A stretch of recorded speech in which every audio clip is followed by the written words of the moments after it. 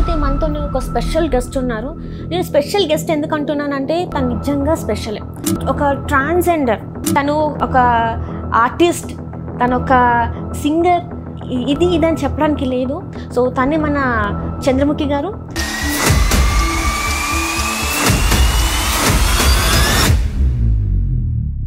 ఒక ట్రాన్స్జెండర్ అంటే చిన్నప్పటి నుంచి వెళ్ళి చాలా వరకు కష్టాలు పడతారు.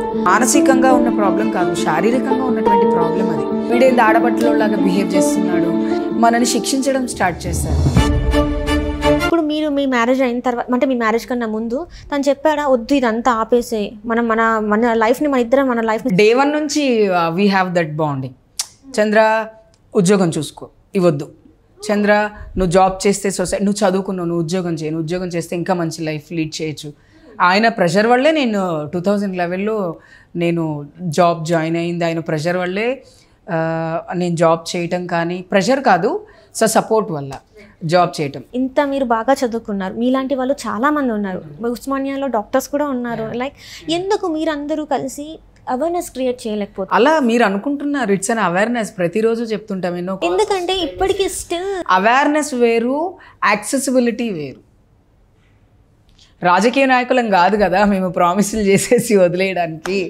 బికాజ్ ఇట్స్ అ బిగ్ సిస్టంలో చేంజ్ రావాలి, సిస్టంలో చేంజ్ రావాలి. కాబట్టి మేము ఎంత చెప్పినా మా చేతిలో ఏముంటుంది చెప్పండి? మేము జాబ్స్ ఇవ్వగలమా? చెప్పగలం తప్ప. We can sensitise the society, we can change the mindset of people, we can change the families. మేము కౌన్సిలింగ్ ఇవ్వగలము, కానీ ప్రభుత్వ సహకారం ఉండాలి, తల్లిదండ్రుల యాక్సెప్టెన్సీ ఉండాలి. మేము ఇప్పుడు చెప్తాము తల్లిదండ్రులకి కూర్చోబెట్టి, అందరూ ఫ్యామిలీస్ యాక్సెప్ట్ చేస్తారా? మేము చెప్తే చేయరు, 100లో 4 చేస్తారు. రైట్. ఎందుకు యాక్సెప్ట్ చేయరంటే ఇక్కడ నాది కూడా కొన్ని ఉన్నాయి. ఎందుకంటే వాళ్ళు చేసే బిహేవియర్ చాలా మందికి ఇరిటేషన్ వస్తుంది. ఇరిటేషన్ అంటే లైక్ అమ్మాయిలాగా బిహేవ్ చేయకుండా వాళ్ళు ఇంకొక టైప్లో, అంటే ఎందుకు బిహేవ్ చేస్తారు అంటే వాళ్ళకి మంచి చెడు అనేది చెప్పేటువంటి వాళ్ళు.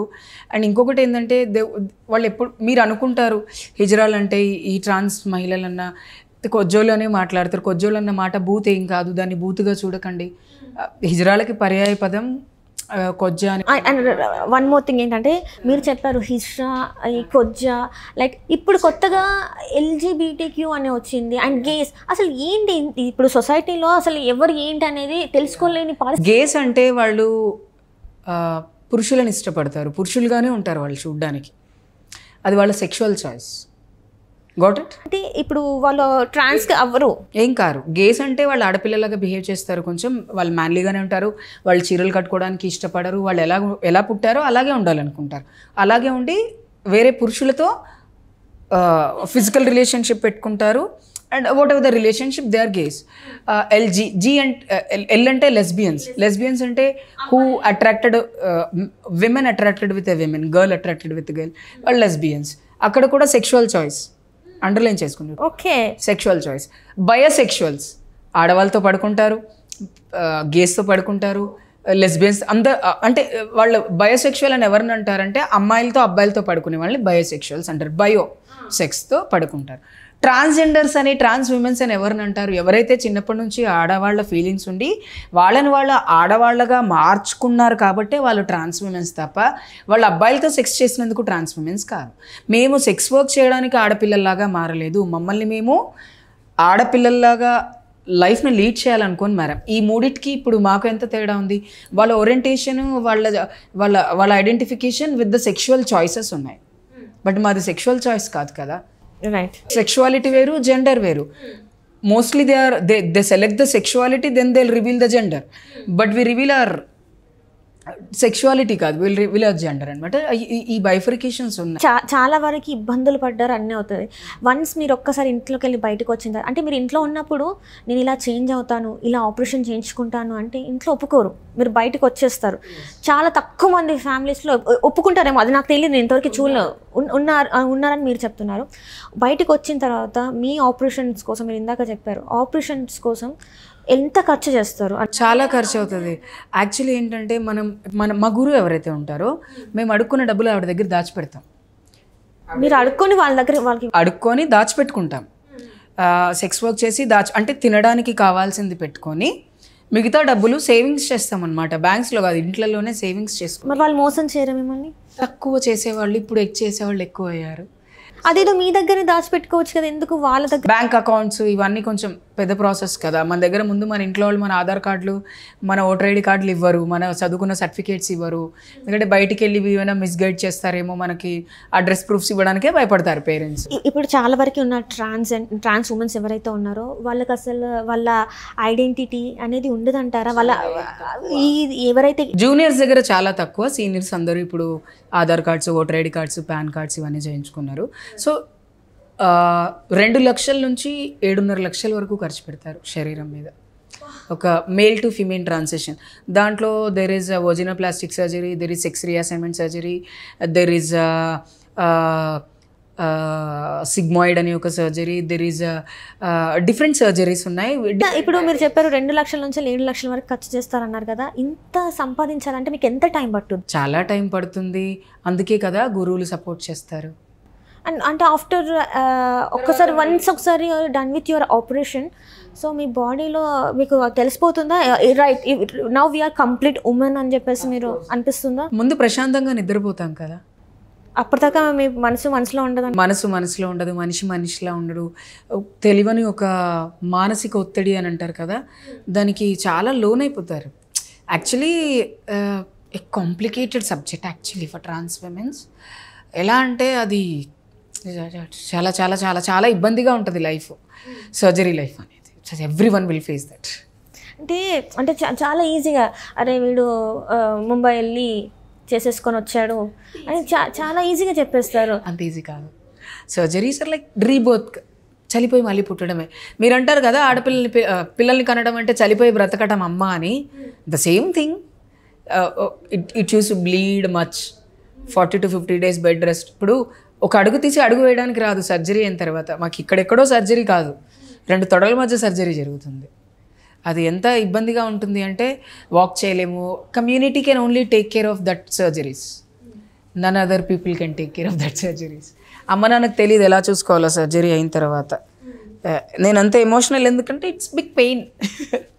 ఆ పెయిన్ని తట్టుకొని కూడా మనం ఓవర్కమ్ అయి బయటికి రావడం అనేది స్మాల్ థింగ్. అదే ఇప్పుడు నేను అడిగేది ఏంటంటే, ఇంత పెయిన్ తీసుకున్న మీరు, ఇంత చేసిన మీరు, ఎందుకు ఇంకా సొసైటీ మిమ్మల్ని యాక్సెప్ట్ చేస్తలేదు? ఇన్ని లక్షలు పెట్టి మీరు ఆపరేషన్ చేసుకున్న తర్వాత అరే మేము ఇది మమ్మల్ని ఇట్లా యాక్సెప్ట్ చేయండి, and you are into politics. So మీరు చాలా వరకు ఏంటంటే ఒక గోషమోహన్ నుంచి వెళ్ళి ఎమ్మెల్యేగా పోటీ చేసిన మనిషి, ఇలాంటి మనిషి ఇంత చేస్తున్నా కూడా ఎందుకు ఇంకా సొసైటీలో యాక్సెప్టెన్సీ అనేది రావట్లేదు? First of all options of work అనేది లేదు.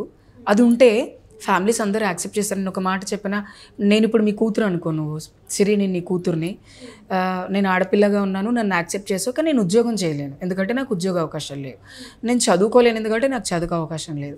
ఎన్ని రోజులని నేను పేరెంట్స్ మీద ఆధారపడి బ్రతకలేను. And your a single parent, నీకు వయసు అయిపోయింది, నువ్వు ఉద్యోగం చేసేటట్లు యూఆర్ ఎ సింగిల్ పేరెంట్. నాన్నగారు లేరు, నేను నీకు ఒక్కదాన్నే కూతుర్ని, ట్రాన్స్ ఉమెన్, కొడుకుగా పుట్టాను, ట్రాన్స్ ఉమెన్ అయిపోయాను. నేను రోడ్డు మీద నించొని సెక్స్ వర్క్ చేసి డబ్బులు తీసుకొస్తే నువ్వు నన్ను ఇంట్లో ఉంచుకుంటావా? నేను రోడ్డు మీద అడుక్కుంటే ఎవరో మన చుట్టాలు చూస్తారు, మీ చెల్లో, మీ రిలేటివ్స్, ఏంది వాడు రోడ్డు మీద అడుక్కొని ఎవడు పరువు తీయాలనుకుంటున్నాను, వాడిని ఇంటికి రానియకు, వాడిని ఇంటికి రానిస్తే నువ్వు ఇంటికి రాకు, అంతే. సో ఈ పెళ్ళిళ్ళకి ఫంక్షన్లకి దేనికి పిలిచి ప్రెషర్ అనేది ఫ్యామిలీ మీద ఇంకా ఉంది. ఎప్పుడైతే ట్రాన్స్ కమ్యూనిటీ వాళ్ళు ఉద్యోగ అవకాశాలు అంటే అందరినీ కార్పొరేట్ కంపెనీస్లో నేను కూర్చోబెట్టమని అన్నాను. వాళ్ళ ఎడ్యుకేషన్కి తగ్గట్టు ఇప్పుడు జిహెచ్ఎంసీలో ఊడ్చే ఉద్యోగానికి ఏ క్వాలిఫికేషన్ అవసరం లేదు, చేయాలన్న శ్రద్ధ ఉండాలి చాలు. ఇప్పుడు మీరు అన్నారు కాబట్టి చెప్తున్నా, మీకు కాలమ్స్ ఉన్నాయా? లైక్ ఇప్పుడు మాకు అడుగుతారు సెక్స్ ఏంటి, మేలా ఫీమేలా అని. ఇప్పుడు అదర్స్ కాలం వచ్చింది, వాజ్ ఇంట్రడ్యూస్డ్ ఇన్ 2017. మరి గవర్నమెంట్లో కూడా ఇప్పుడు 2021లో ఇంక్లూడ్ చేశారు. బట్ అక్కడి వరకు వెళ్ళడానికి ఎడ్యుకేషన్ కూడా అవసరము, అండ్ యాక్సెస్ ఆఫ్ అది కూడా అవసరం కదా. ఇప్పుడు నేను పోలీస్ జాబ్కే ట్రై చేస్తున్నాను అనుకోండి, కానిస్టేబుల్కో దేనికో ట్రై చేస్తున్నాను అనుకో, వస్తుందంటారా? Fingers cross. ఎందుకంటే అక్కడే మీకు అక్కడ కాలం లేదు, లాస్ట్ ఇప్పుడు పెట్టారు కాలం, ఆ కాలం లేదు. అండ్ మగవాళ్ళతో పోటీ పడే శరీరం మాది కాదు, కాదు, ఆడవాళ్లతో పోటీ పడే శరీరం కూడా మాది కాదు. So we need separate column and we need separate reservations అంతే. రిజర్వేషన్ అనేది 1% ఇచ్చినా పర్లేదు. ఈ 1% రిజర్వేషన్ ఇచ్చినా మంచి మంచి మగవాళ్ళు చీరలు కట్టుకొని వచ్చేస్తారు. వాళ్ళకి ఉంటుంది కదా. ఇప్పుడు మీకు డాక్టర్ దగ్గర నుంచి ఒక సర్టిఫికేషన్ ఉంటుంది, మరి వాళ్ళకి అంటే సర్టిఫికేషన్ డబ్బులు పడేస్తే నీకు కూడా ఇస్తారు. అంటే నాకు ఒక డౌట్ ఏంటంటే ఆఫ్టర్ ఆపరేషన్ మీకు తెలియదు అంటారా?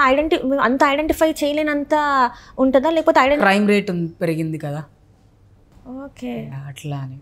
సో అది within the community there is an crime mafia అన్న. ఇప్పుడు మనం అంటుంటాం కదా, ఆడవాళ్ళని ఆడవాళ్లే అమ్ముతున్నారు, మగవాళ్ళే అమ్ముతున్నారు, హిజ్రాలే ఇబ్బంది పెట్టేవాళ్ళు ఉన్నారు, హిజ్రాలే మోసం చేసే సొసైటీస్ ఉన్నాయి మనలో. మా దాంట్లో మంచోళ్ళు ఎంతమంది ఉన్నారు, చెడ్డోళ్ళు కూడా వేళ్ళ మీద లెక్క పెట్టగలము. బలవంతంగా వాళ్ళు హిజ్రాలని ఇబ్బంది పెట్టే గురువులు ఉన్నారు, కొట్టేవాళ్ళు ఉన్నారు, తిట్టేవాళ్ళు ఉన్నారు, రౌడీలు ఇళ్ళ మీదకి పంపించే వాళ్ళు ఉన్నారు, అర్ధరాత్రులు అయితే 100 మంది వచ్చి కొట్టిపోయే వాళ్ళు ఉన్నారు. మా కమ్యూనిటీలో కూడా చెడ్డవాళ్ళు ఉన్నారు. బికాజ్ ఓన్లీ ఏంటి అంటే ఈ పవర్ అనేది, నేను పెద్ద, నాది ఏరియా, ఈ ఏరియాలో నేను నా వాళ్ళు మాత్రమే బ్రతకాలి అనే ధోరణిలో కూడా కమ్యూనిటీ వాళ్ళు ఉన్నారు. ఇప్పుడు మీరు ఇప్పుడు ఇట్లా గొడవలు అవుతున్నాయి కదా, మీరు ఆల్రెడీ చెప్పారు అంటే మీరు ఒక 46,000 తెలంగాణలో ఉన్న ప్రతి ట్రాన్స్ మహిళకి నేను తెలుసు, ప్రతి ట్రాన్స్ మహిళ నాకు తెలుసు. ఇప్పుడు నేను రీసెంట్గా మన హానరబుల్ చీఫ్ మినిస్టర్ రేవంత్ అన్నను కలిశాను. నేను నాకేం కావాలో చంద్రముఖిగా నేను అడిగితే ఒక్కదాన్ని ఇచ్చేస్తారు సానుభూతితో. కానీ నేను 46,000 మంది రిప్రజెంటేషన్ ఇవ్వాల్సి. And recently I met some other politician. Delhi వెళ్ళినప్పుడు నేను రాహుల్ గాంధీ గారిని కలిశాను, I given a representation. KTR గారిని కలిశారు, ఐ గివెన్ ఎ రిప్రజెంటేషన్. కానీ ఎవరి దగ్గర నుంచి కూడా మరి రిప్లై అనేది రాలేదా? Everything is based on financial కదా. బడ్జెట్ అనేది ఒకటి, సపరేట్ టాయిలెట్సే లేవు ట్రాన్స్ కమ్యూనిటీకి. పక్క రాష్ట్రంలో పెన్షన్స్ ఇస్తున్నారు. చంద్రబాబు నాయుడు గారు ఇంకొక 1000 రూపీస్ ఎక్కువ చేసి 4,000 పెన్షన్ ఇస్తున్నారు ట్రాన్స్ ఫ్యామ్కి. మన తెలంగాణలో ఏమి ఇస్తున్నారండి? ఏమీ లేదు. మేము ట్రై చేస్తున్నాం, మేము రిప్రజెంటేషన్స్ ఇస్తూనే ఉన్నాం.